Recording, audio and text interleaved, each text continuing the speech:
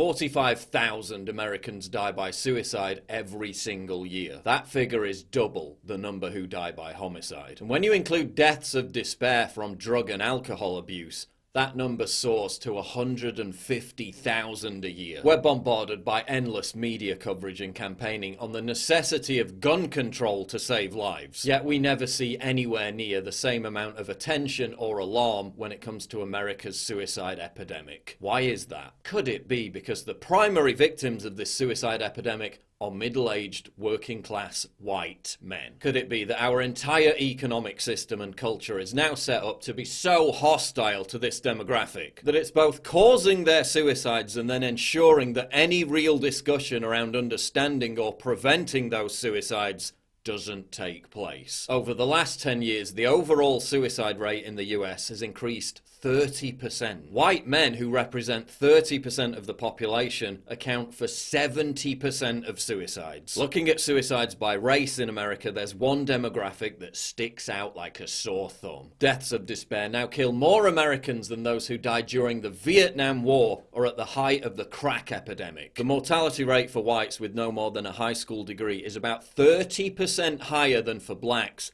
having been 30% lower as recently as 1999. The phenomenon is also going transatlantic, as deaths of despair among middle-aged British men have also begun to rapidly climb.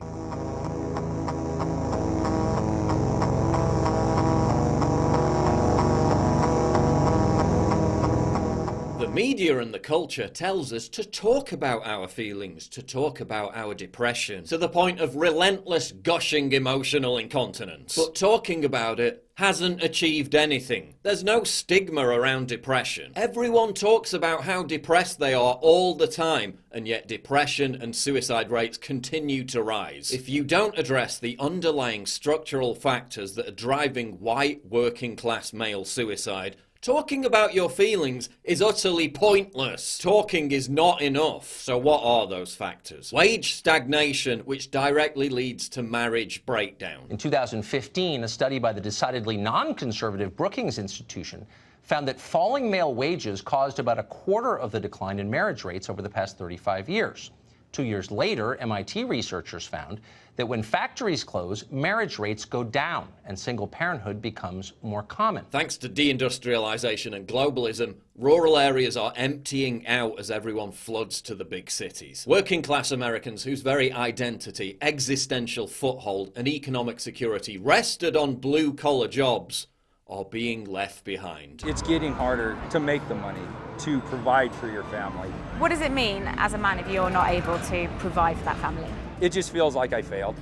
I failed my wife, I failed my kid. There's a level of terror among people as they work longer and they fall farther and farther and farther behind. This sense of isolation, of abandonment, which is often combined with family breakups, leaves these men with no other option than to turn to drugs in the form of opioids and alcohol. Slightly more than 500,000 Americans live in Montgomery County, Ohio, a place most famous for being home to the Wright brothers, inventors of modern flight. But it was there, earlier this year, that the coroner's office was forced to lease space at a nearby funeral parlor. It didn't have room for the growing number of corpses killed by opioids. 160 miles away in Huntington, West Virginia, a much smaller town, 28 overdose patients arrived at local hospitals in just 4 hours.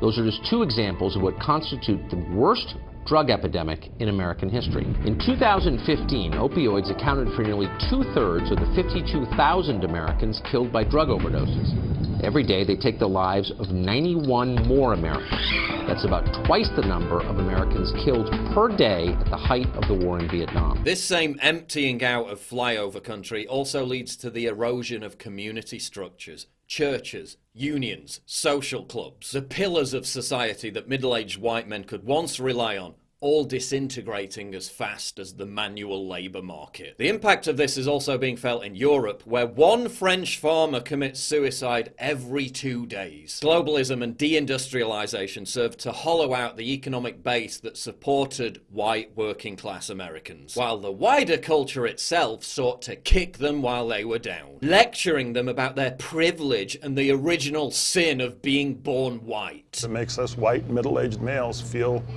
inadequate, and we're a burden on people and we're not producing, and the more highlighted it is that I'm a have-not, the more I want to end my life. For the past 3 years, the media has demonized white, middle-aged, working-class Americans as racists and bigots for voting for Trump. A basket of deplorables. Racist, sexist, homophobic, xenophobic. That's not why they voted for Trump. They voted for Trump because their jobs were disappearing, their communities were being eviscerated, and their lives were becoming meaningless exercises in atomized misery. How did the left react when the CDC began highlighting deaths of despair amongst white men? They laughed and celebrated. Sorry, not sorry. These people are not worthy of any sympathy. Bunch of deplorables. And if they die quicker than the rest of us, that just means the country will be better off in the long run. It's the welcome news of hope that without that demographic dwindling and eventually gone, our chances of another Trump are significantly less. Is it bad news or good news? Middle-aged, undereducated white Americans are Donald Trump's base. The New York Times dismissing whiteness as a suicide cult, cheering for families to be torn apart by despair and suicide because orange man bad.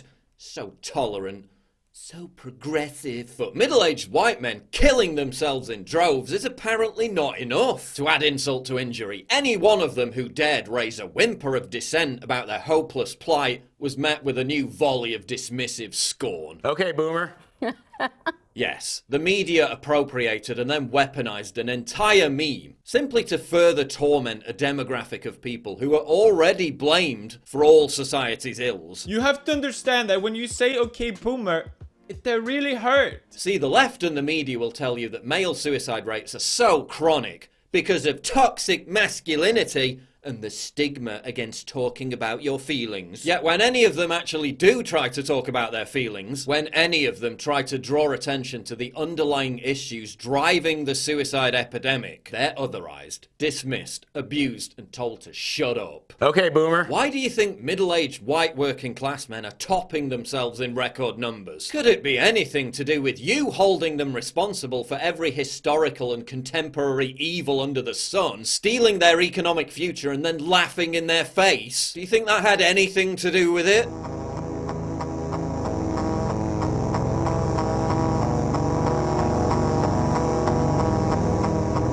But it's not just middle-aged white men committing suicide in staggering numbers, because when it comes to the Zoomers, the kids aren't alright. The suicide rate among US children and young adults aged 10 to 24 has increased by 56% over the last 10 years. From 2007 to 2017, among youth aged 10 to 14, the suicide rate tripled. In 2017, the suicide rate among those in the same youth demographic was the second leading cause of death. Among millennials, there's been a 47% increase in major depression since 2013. Meanwhile, in the UK, suicide rates are at their highest in 17 years, while suicides of females aged 10 to 24 are at an all-time high. The pharmaceutical industry claims that much of this is due to black box warnings being placed on antidepressants after 2015. But the surge in suicides amongst young people started many years before that and coincided with the rise of the iPhone and social media after 2007. National Alliance of Mental Illness Medical Director Ken Duckworth MD told the Daily Caller, "I think we're really going to reflect on this time and think, what were we thinking?" When a child between the ages of 6 and 16 has a computer powerful enough to run a small country, they can end up with serious issues. We're seeing an association with anxiety and depression with social media use. He points out that social media like Snapchat and Instagram is causing loneliness and depression because young people feel inadequate. They see their friends having fun at parties to which they're not invited. They think their friends are living these amazingly varied, rich social lives, when in reality what they're seeing is just a carefully curated, artificially amplified highlights reel. The fact that social media messaging was literally designed to be addictive, like you're in a casino, means that young people are checking their messages sometimes hundreds of times a day. Have you ever just turned off your phone or ignored your messaging apps for a whole day and noticed how much better you feel. 22 Adelphi University students made it a whole week without their cell phones. It was part of a college course intended to break a powerful addiction. It's just a lot more like stress-free environment, no worries about social media. I think it's really like refreshing and like relaxing. So I was able to fall asleep like a lot easier. Doing homework was 100% easier. I was just more appreciative of everything around me. Social media and messaging doesn't provide your brain with the same cerebral sustenance that real-life interactions do. I think in 10 years or so, when the long-term studies are out, we're going to be absolutely horrified by the effect that social media and messaging had on depression and suicide rates amongst young people.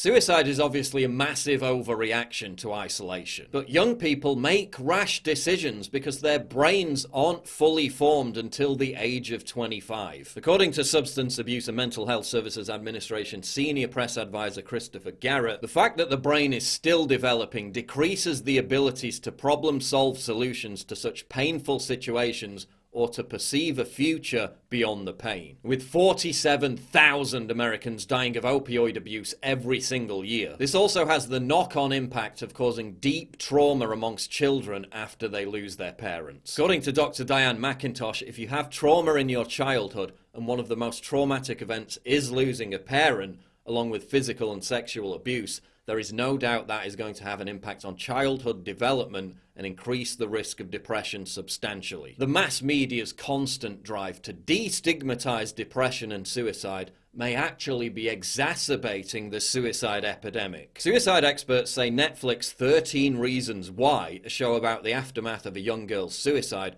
actually served to glamorize and romanticize suicide. According to Ken Duckworth MD, 13 Reasons Why violated numerous media guidelines on how they're supposed to discuss and portray suicide. The key is to not glamorize, not reveal, or post the person's suicide note, which is essentially the plot of 13 Reasons Why. According to Christopher Garrett, the entertainment media's depiction of suicide have been shown to have an influence in suicide and suicide attempts, particularly when such depictions include graphic portrayals of suicide attempts that model lethal methods. Garrett cited studies that show 13 Reasons Why caused, quote, an increase in suicidal behavior. And according to Ken Duckworth MD, there has been some research that showed people who watched it were more likely to be interested in harming themselves. So again, talking about suicide, showcasing suicide without addressing the primary driving factors may actually be causing more suicides. Some hope and some despair. Zoomers also labour under the same crushing financial burden as working-class middle-aged whites. They leave college 30 grand in debt and unable to afford a home. They're forced to desperately compete with skilled immigrants for jobs that provide anywhere near decent pay. The most they can aspire to is somehow managing to scrape enough money together to rent out a pod and eat bugs. When I was really hard up, I used to fantasize about stealing a car and getting a shotgun and driving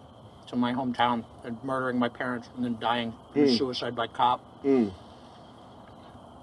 call that the millennial dream. The one common factor in both middle-aged white suicides and Zoomer suicides appears to be a lack of transcendent life purpose. Boomers are told that they're racist relics who should have no stake in society, while Zoomers are deluged with a vapid sewer pipe trash culture that teaches them there is no purpose other than the pursuit of money, hedonism, and spiritual bankruptcy. A poll in the UK found that a jaw-dropping 89% of young people aged 18 to 29 feel their lives are meaningless and without purpose. Why is that?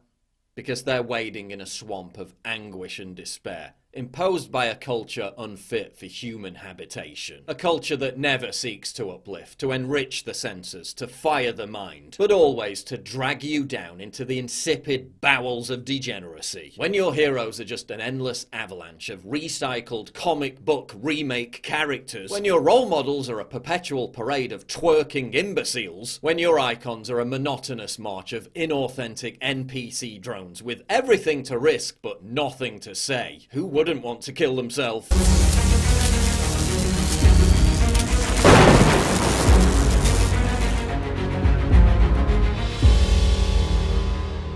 It's absolutely crucial for you to help me fight the war on free speech by supporting me via Subscribe Star, link in description, and also signing up for my free newsletter at summit.news/newsletter.